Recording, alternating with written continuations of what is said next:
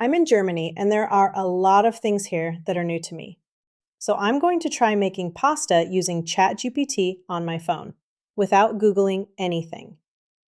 First, I want to boil water, but this stove is unfamiliar to me.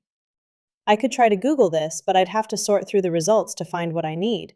Or I can just do this. I'll ask, I want to boil water to make pasta. How do I use this stove to do that? And I'll click the plus icon to take a photo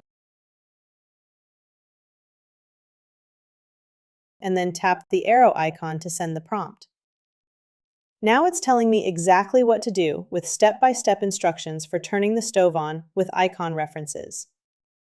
It's even giving me common issues and what matters as I go. This is the difference from Google. It's helping me understand this specific thing in front of me and what to do. Now I have the pasta, but the instructions are in another language. Same thing. I'll take a picture and I'll ask to translate it. I could ask for step-by-step instructions, but it did that automatically and included information for storing, cooking, and tips. Now I'm not guessing. I actually know what to do. This is more than translation. It's helping me decide how I want my pasta cooked. At any time when using ChatGPT, I can click the microphone to speak my prompts, like asking if there is anything special I should know about cooking here.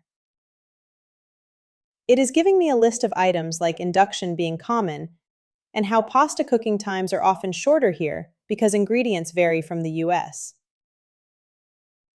Lastly, I want to make a sauce. Instead of stopping to search for a recipe and reading text, I can use the dictate mode to start a conversation with ChatGPT.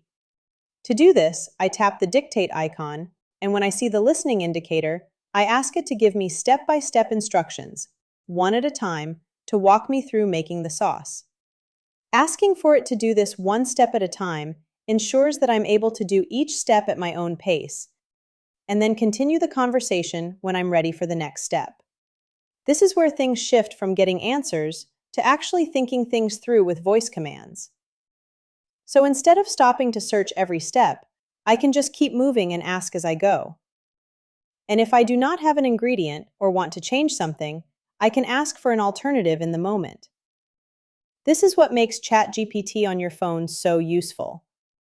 I can take a picture, translate something, or talk through what I need right when I need it. Now is the time for you to go try this.